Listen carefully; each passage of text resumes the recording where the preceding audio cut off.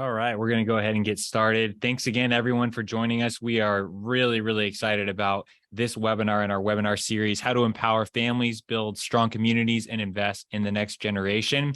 And this time we have a very special guest that we'll introduce here in just a second. First, I want to talk about a few housekeeping items. So like with our previous webinars, it's going to be a 45-minute webinar. So with 30 minutes of content and then 15 minutes of Q&A. If we're rocking on Q&A, though, we'll stay on as long as you're asking questions. We'd love to answer as many questions as you have on this very important topic. If you do have questions throughout the webinar, you can submit your questions in the Q&A pod, which is at the bottom of your screen. If you run into any technical issues, there is a chat button also at the bottom of your screen. Our team will work to get you up and running with get any of your issues solved that you have as quickly as possible. And then at the end, you'll see a really quick 3-question survey. We would really appreciate you filling that out. That's going to help us make sure that we continue to make these webinars as helpful as possible for you and as relevant as possible for you.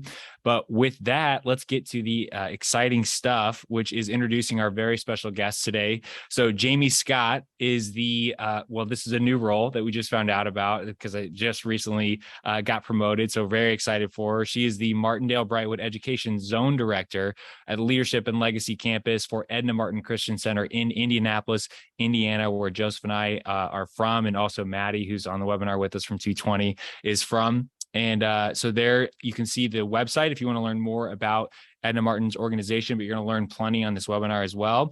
And then we'll bring this back up at the end in case you all have any questions you want to follow up with Jamie, pick her brain, which is, has a ton of expertise.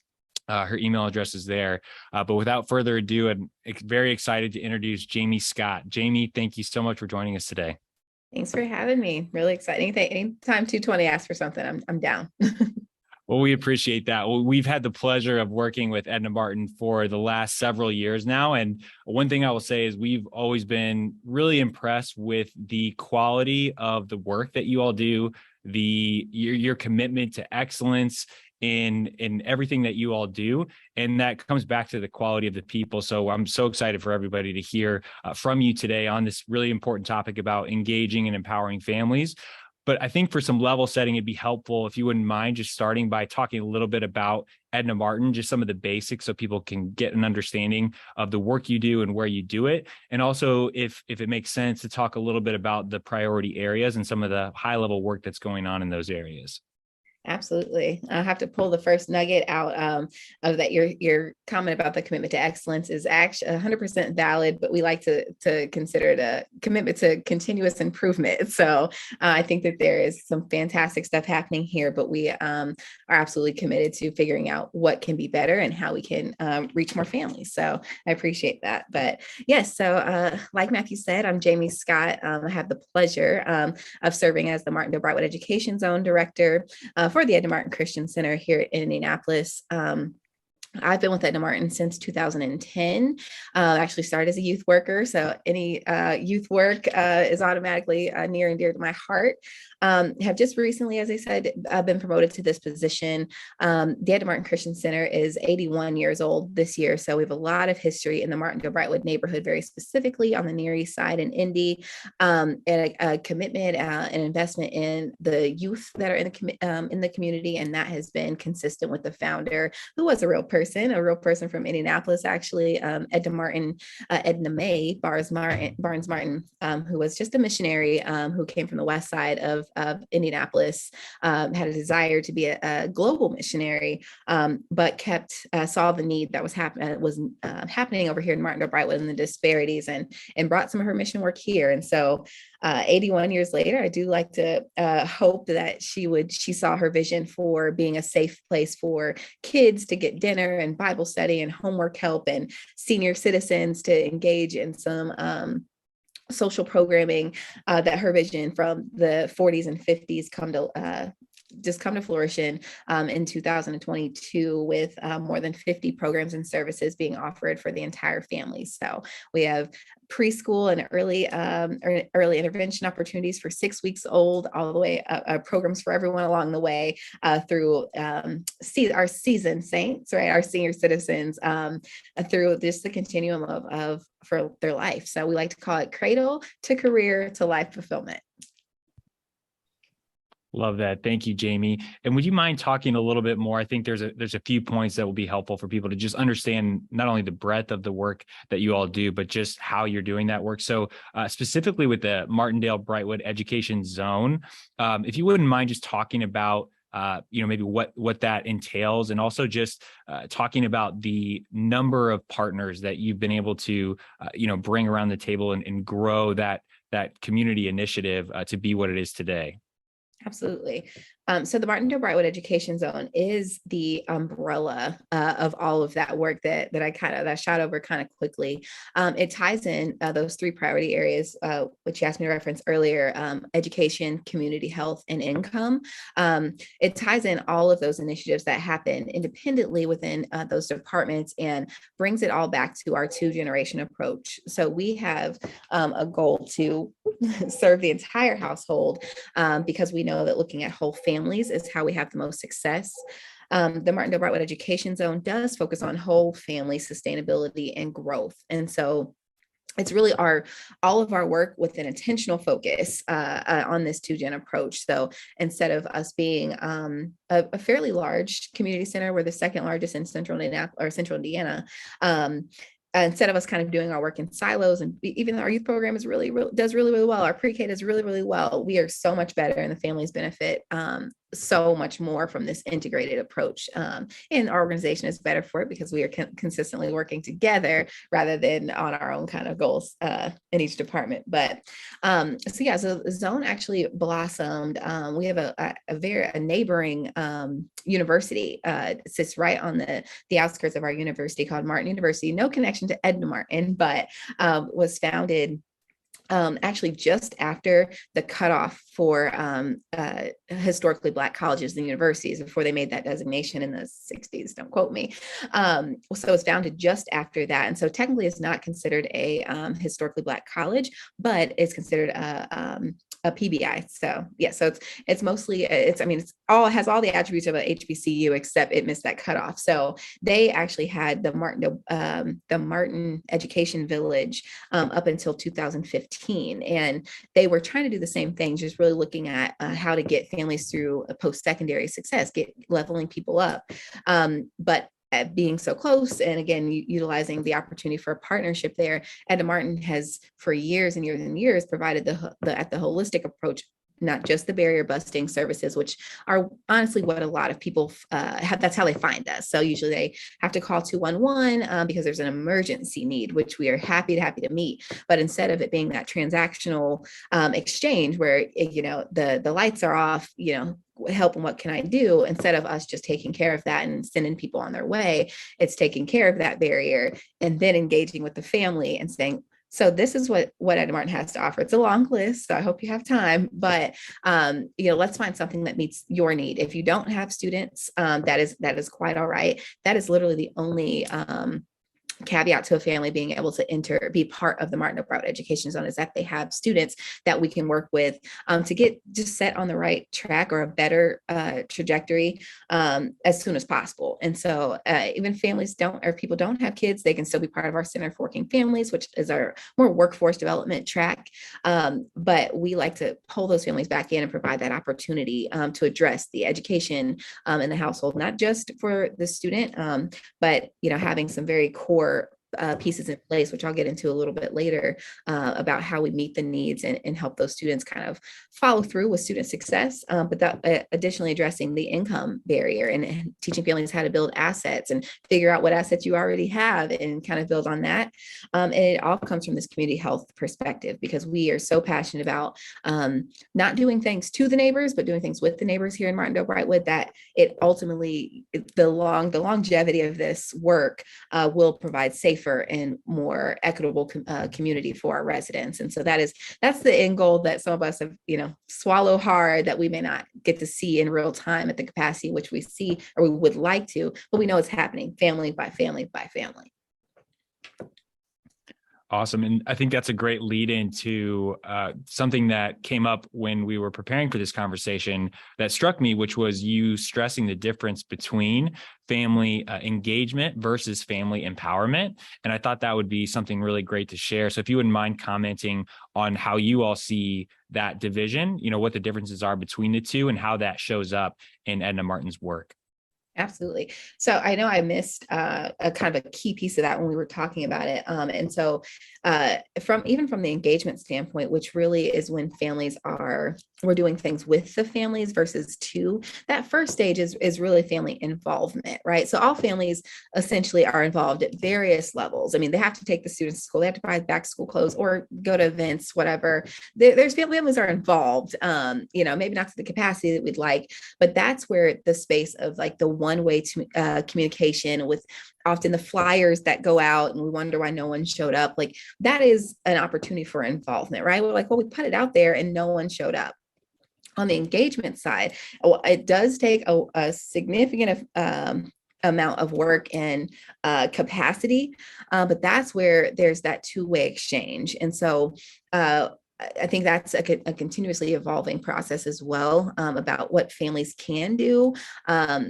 Thinking even, I'm pausing right there, but thinking about what is the disconnect, and at the engagement side is where we're actually being able to figure those things out, right? Why are families not comfortable coming into our space? Why, is it maybe it's very, very kind people could be inside these walls, but is there some trauma or is there some negative experience that they've had, even if it wasn't the Martin Christian Center in their experience, which is why that two-way communication just becomes so urgent at that stage, because that's the relationship building. Before we can ask you to, show up, we would love for you to, before we can ask you to show up for an event where we want to tell you, because we have an awesome partner who's at the table who has some fantastic resources, before we get to that stage and can tell you all the things that we think are going to enhance your quality of life, we have to hear from you. And what does that look like to you? What options are you just not aware of, or what things would you like to kind of explore more?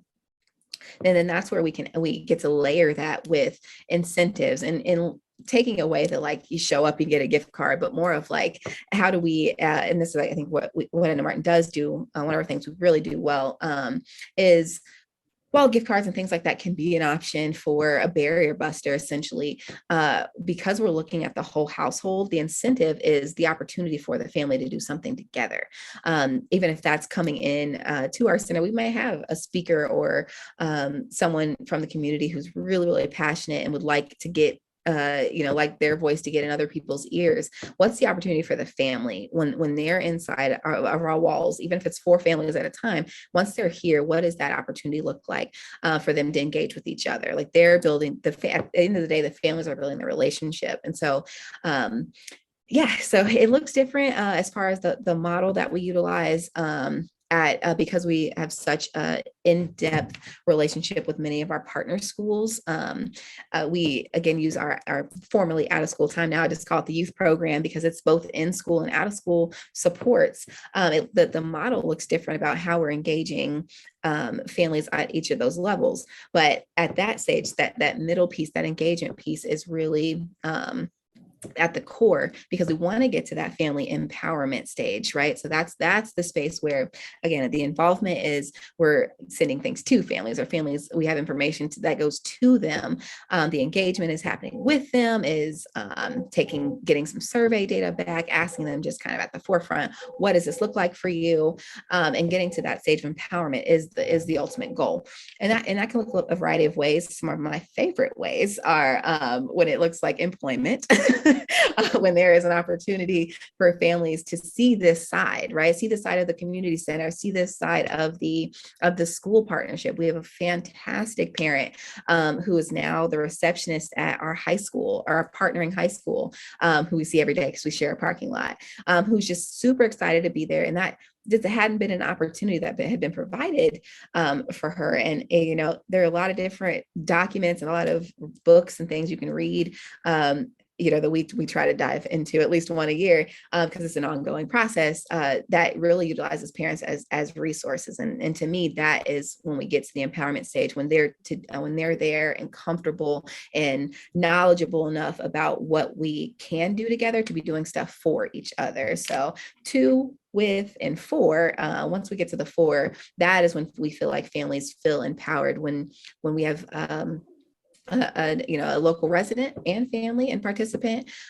who has since started her own business and actually turned it into, I'm going to mess up the name, but it's essentially a resource network for families who started diving into her own research about iLearn data and how to read it, right? And so now started her own little business and comes back and is one of our, we call it social capital also, so family empowerment / social capital, because they're ideally building this network amongst each other. She comes in and periodically meets with families to explain to them from her perspective as a parent, what does iLearn data look like? What should I be preparing my child for? And then when they send this synopsis of how she did, what does that mean? Is she not going on to the next grade, or is he excelling? And how we celebrate that and how we complement that and identify some barriers. So that progression is really awesome to see. It doesn't happen overnight, so we have to make a commitment to hanging around for a little while and being able to invest those relationships. But that end goal there kind of makes it all worth it, for sure. Those 2 examples are amazing, especially the last one where you have, a beneficiary of the program actually turning around and now, providing that a similar but different benefit in her own way to the community, and in a way that, lifts up her family and the next generation. That's amazing. Could you also talk a little bit about the family success coaches and the role that they play in this family engagement versus family empowerment? Because I think the structure that Edna Martin has put in place with the family success coaches is really effective and been impressive for us to see what they're able to do, and just the organization that you all have and intentionality you have behind that. Yeah, I don't know how we existed before them, but we all kind of did it piece by piece, but it's so intentional now that it's really great to see that. So we have been very fortunate and aggressive and intentional about where we'd like to see the center go and what opportunities may exist. Funding is this, the loudest F word in nonprofit work, but we wanted to get as creative as possible and addressing the barriers as they were presented, as things that we weren't familiar with. So there clearly being a disconnect between even our after school program person or our site coordinator calling families. I do lead your kids in after school, but also, there's this program that I think you might be interested in. Okay, yeah, thank you so much. And that was kind of the end of it. So we're like, why don't we have participation? Why don't we have participation? Let's go knock on doors and all these things. So all of that, and definitely the last decade of intentional growth and projected growth with the MCC had kind of landed us in this space of we need people who are dedicated to the heads of household. We have such amazing out of school time providers, such amazing early learner or early educators on board with us. They are doing great work, but experiencing the same things that our schools are experiencing, that families typically, they're busy. First of all, we have to call that out, just like it is. People are so busy these days, whether it's us making up for the time we were even busier during the pandemic, because I think we shot up in as far as productivity during that time. But it's a lot of push and pull. Everyone wants their kids involved in as many things as possible, and so by the time they get to us, it's already been a very full day. And so providing the opportunity for a family success coach to be super dedicated to that head of household. I talked about the integrated services as well. So they are very familiar with Mr. Reggie and the out of school time program. They are very familiar with Miss Nisha, who texts them every day about the update from her 3-year-old. But Miss Shalon is their family success coach, and so she can call, the family can call Miss Shalon whenever. They can shoot her a text. She's going to call you at least 2 times a month, hopefully for what can be an in-person meeting, right? She wants to see you. She wants to hang out and look at establishing this family success plan. So, and I guess I should say that as well, like the Martindale Brightwood Education Zone is a commitment to families. And so because we see families at such a various level, ability is even to commit to meeting with this person, to telling them all of your family makeup and issues and celebrations, like this person really becoming someone who is going to be invested in your life is quite a commitment. And so that's what we cherish those families who have made that commitment and try to lift them up whenever possible. But because with that family success coach, it really allows that person to take a deep dive, at least, like I said, at least twice a month into this family success plan that they would have created with their coach very early on in the meeting process. So it is a little difficult to peel back layers right at the beginning, right? So oftentimes the families find our zone because they are associated with one of our programs, are going to kind of transition to that. And so, but meeting this coach who you have to kind of spill your guts to, essentially, who then turns that back and pulls out all the assets that live within your story, and then says, okay, but what's next? What is a short-term goal in the next 3 months that you want to dedicate yourself to, or things that we can help you build through. And we've seen everything from, again, the emergency barriers to I would like to get back in school to finish my degree, but I have all these student loans, or and so our coaches get so deep into stuff that they may not even be familiar with. Someone had reached out the other day asking about when we all, again, are in this like constant email chain, because someone may know someone, but it was a very specific request about expungement. And it was a type of available expungement. I'm just reading the email because I'm not helpful at all in that, but our workforce development person had a connection. And so the coach has become that really important piece of the person who helps chip away at the barriers. They don't do it for them whatsoever. They're really creating, making the family that head of household exactly who they are, giving them that support, and the resources to kind of knock down their own barriers, and then we get to celebrate kind of along the way. So look at both short-term and long-term goals, and then that coach is also charged to check in regularly with a new position that we've had this last year, which is our FACE coordinator, our family and community engagement coordinator, which we've been able to implant at a couple of our partner schools. So it's an EMCC funded position that gets to live and breathe the school structure, and ideally follow around, but connect with those students who are part of the zone,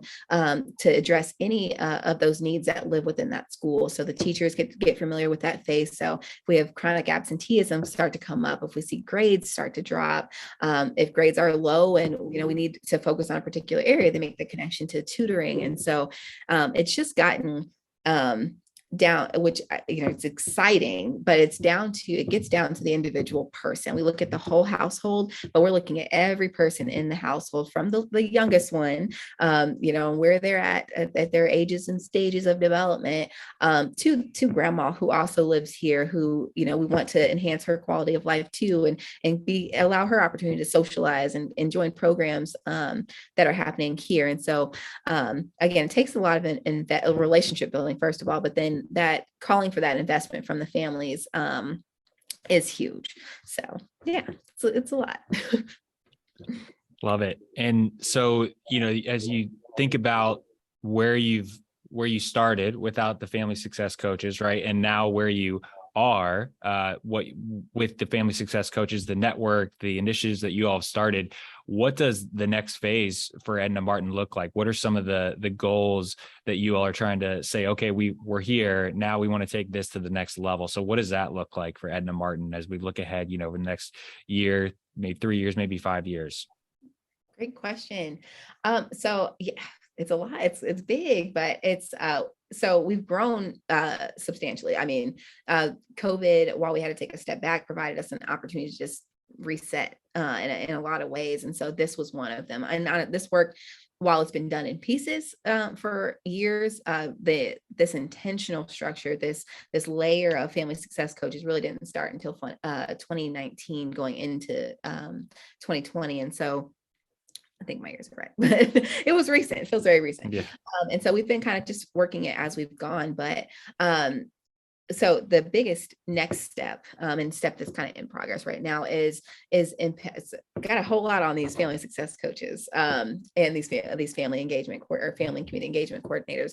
But it's really working, figuring out the best strategy to connect them and align them with a laundry list of partners that are at the table, and them feeling empowered enough to be able to identify barriers or issues that are happening within some of their caseload, and connect them directly with the partners and being able to track what that progress looks like. So there are a lot of spaces where providers like mental health and college and career readiness and life planning, shout out to 220, exist. And so figuring out where those partners align and making those connections is kind of like that in progress step. Because I mean, while we've grown, Ed Martin has not been on the outside of the same thing everyone else is feeling as far as staffing and maintaining good quality team members, recruiting good quality team members, and community work. It's just not, it's tough. And you have all the layers of secondary trauma, especially for these coaches and engagement coordinators who are experiencing it firsthand, well, secondhand with the families. And so we've had a short, I'll say, for lack of better words, and a reset that's had to take place quite often with the team members. But we do feel like we're in a good place. And moving forward, Ed Martin was just alongside another pretty large community center here in Indianapolis.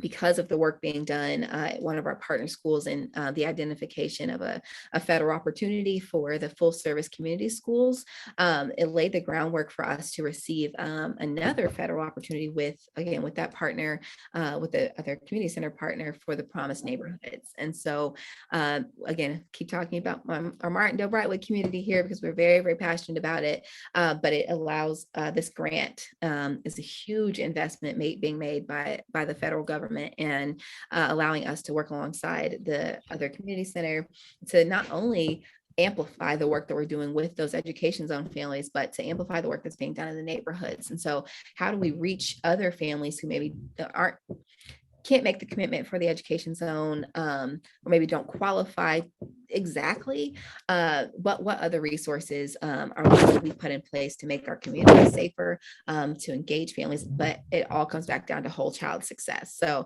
for us, that is a direct reflection of what is accessible to them in our community. So we are excited to be welcoming additional family success coaches, as well as to use that family and community engagement coordinator model at other partnering schools, and to just really continue to introduce partners who have made the commitment to the education zone, which I have to say that the education zone is not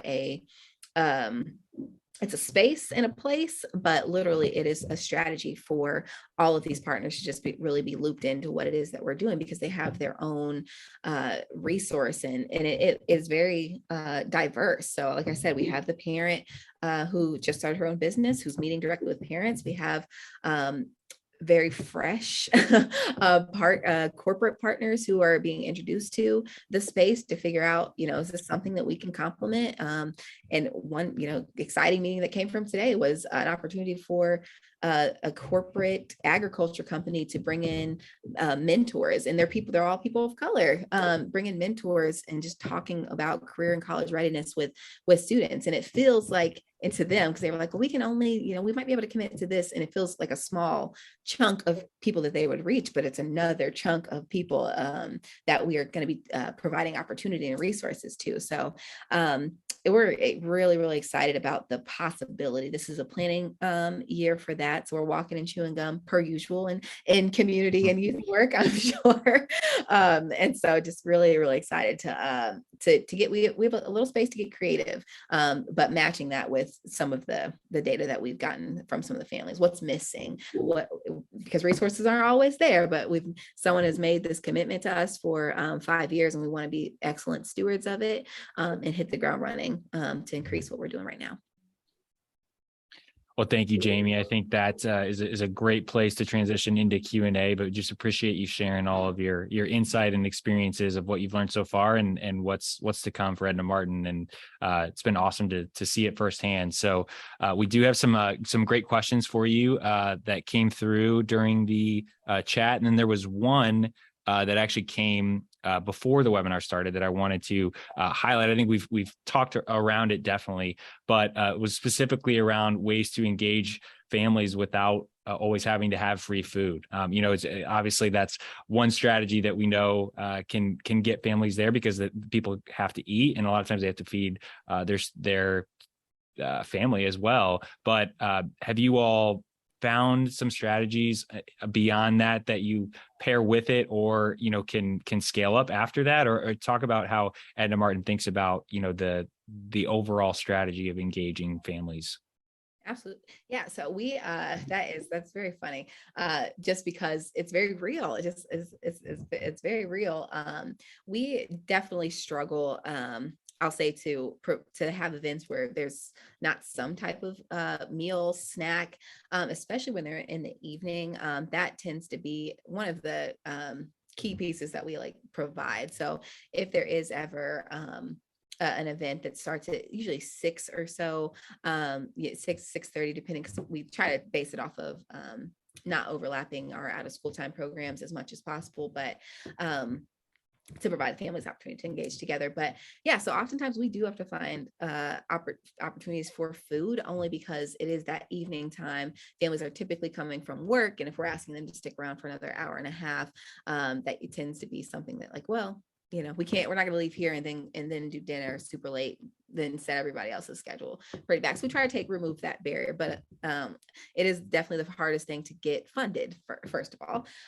So some other things that we try, because again, we know that one strategy doesn't work for for all of our programs, is working alongside the school as well. So we do a lot of, because some of our programs are site-based, and of course we have our early childhood spaces within our programs, we try to tag on to some of the things that they're doing. So if there's a literacy night happening after school, which is going to start way earlier than our after school program, usually those things are right after school or at 5, we usually come alongside them as a supporting partner. And so, is there a way that Edna Martin can participate? Can, one of our leaders lead one of your sessions? We're going to push it out to our families. What does that kind of look like? We also offer, which we have found to work around in most cases, potential like raffle prizes. So we are a Christian center. We are a Christian community center. And so we have a network. We are blessed to have a network that actually helped accelerate Edna Martin's growth in the 40s through the American Baptist churches. And so being able to reach out to them sometimes and say, we have this event coming up. Is there any way that you can support?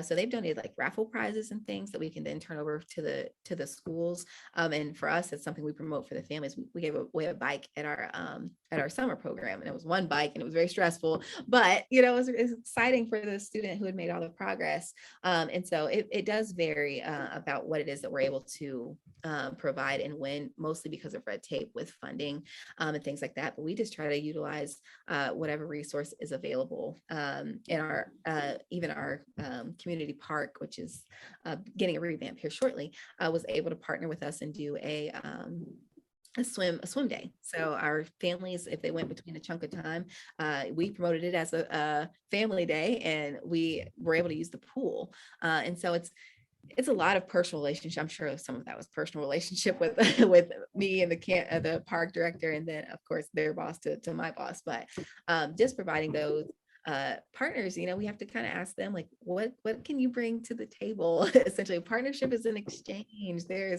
are two pieces there. So and it's some of the ones that you wouldn't expect. Like the park has their own youth program, and so felt like us going out on a limb to ask them to, outside of their summer program scope, ask us. But the answer is always no. It's always no. We don't. Awesome. And I have two questions that I think we can answer together. that came in. One was, what do you do for the participants that work evenings and can't make the meetings? And then we have a little bit longer question that I'm going to read because I think it's a great question. I am part of a youth center that is also based on the Christian faith. At the moment, we have 40 young volunteers in the summer camp. Our center is in Boyle Heights, Los Angeles. It is a risk area for gangs and homelessness. Involving the families of the young people is a bit complicated because many of the parents have two jobs and come home late. I would like to do something to help our young people and their families to start a business. What recommendations could you give? Awesome. I'll start with the work evenings piece because of course we see that quite a bit. We had started kind of like as we were coming out of the pandemic, and it's changed a little bit. We tried a couple of early morning like breakfast meetings with families that have gone over quite well. We didn't have any. And it's much earlier. I mean, they were at 7 and 8 o'clock to catch them before the schools started. Thinking that might be a space when you're on your way to work, but it maybe just required people to get up a little too early. So that was a trial and error. so not that we won't try it again, but we were also recording. So we have not done as much of this because we've been trying to get people in as much as possible into our actual facilities or our schools, but we were recording the sessions and then posting them on like our YouTube channel. We also provided some like challenges and things that we could put together just as a way for families to engage or get the material that if there was something we were giving away or specific information like our 21st Century Scholars tips and tricks, just kind of having a communication tool for families to be able to receive some of that information and watch and read kind of on their own time.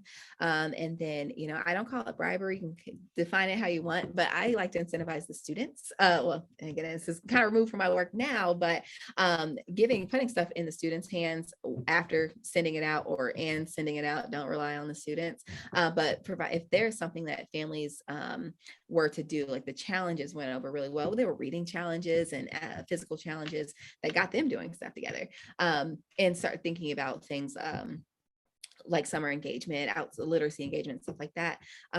Once the students were able to bring those back signed or had to bring proof or whatever was the task or pictures or something, then we were able to reward the students for that as well. So I don't like to call it bribery, but provide opportunity for the kids to benefit as well.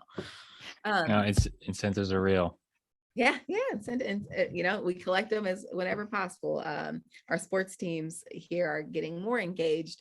There are like state sports teams are trying to get more engaged in the community. So we email them from time to time. And, whenever you guys have balls or swag and things like that you would like to get, that you think our kids would enjoy, we'd like to hear about it. So. And then, the second one. So it's high risk area for homeless. Starting a business. That is, while I have benefited from my organization's entrepreneurship center, I was a participant. That's not my area of expertise, but what I can say is some stuff that really worked well with us was having that in a family-based space, was being able to provide the learning objectives as a unit. And so it was mostly for older students, so 14 to 24, and then heads of household, which is often a really difficult age to engage both. High school, our middle and high school kids, again, are super busy doing all the things. That our families at that age, again, what we experience is that the kids are a lot more independent, so families are a little less engaged at that stage.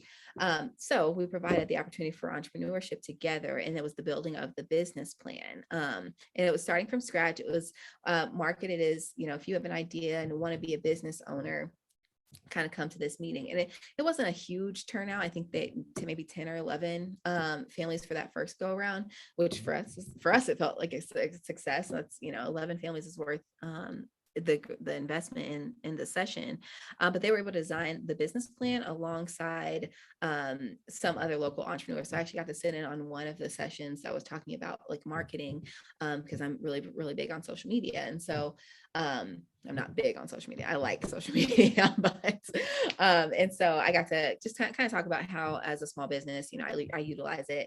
And so they got to kind of learn from each other, and because at least one of the families had, or one of the adults had a more established business. And so he was able to offer some feedback based on his level of entrepreneurship.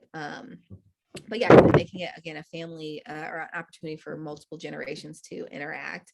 Um, Sometimes when when it was offered virtually, we definitely saw more of engagement from the youth side, but it was more of like a make and take. So like, give us this and then go do it and come back, and it just didn't work, because, or I won't say it didn't work. It didn't work as well as we would hope, because there wasn't that interaction that was able to happen along during the time. So I would encourage you to make it multi-gen as possible. Make it something where they can work together or can work in a big group and hear from others. And then biggest interest there was having some sort of opportunity for them to put, even if it was they were putting together their pitch. We call it a pitch contest here. But if they were able to either sell their products at the pitch contest, but signing up to actually pitch their business based off the plan. So we were able and blessed to be able to provide a investment in their business. So we had a panel of investors from some people who had invested in the program, and to sit on the panel and then choose a winner, and that winner has got $500 to invest in their business. And so there was incentive again, which I know is hard in some spaces, but That's fantastic. Great examples. And we also have some of one of our partners, Young Entrepreneur Institute, on the call, YEI, that would definitely be worth checking out if anybody else is interested in some entrepreneurship resources. They're fantastic. We got one question. Can you send this recording out so that we can watch it again? Yes, everybody will get a link to the recording, so you can share it with people from your organization or watch it again if you would like. We did have another question. Can you talk about the number of families that you currently serve? And also, does word of mouth help you in your community? So the Edna Martin itself serves, on average, prior to the pandemic, we're seeing about 3,500 people a year, mostly because people find us through the social services aspect. It ramped up during COVID because we expanded some of our social services, like the food pantry, and we're a huge pass-through agency for rental assistance. And so we were processing those in-house. And so it shot up. It's the last 2 years has averaged 5,500 to 6,000 people, which is insane. But on the program level, for the Martindale Brightwood Education Zone, very specifically, since October of 2020, when we officially launched, we've been able to enroll 270 families. And it's very fresh in my mind because we were looking at the data this morning. And so from that, there are a huge variance in numbers as far as like what those families were able to receive, from emergency assistance to those who have participated in programs, which again breaks off into smaller numbers. Of the 270 families, there were almost 600 students that have been engaged in our out of school time programs, and or partners that have signed on to the education zone in some capacity, in partnering in their like mentorship or entrepreneurship or social enterprise opportunities.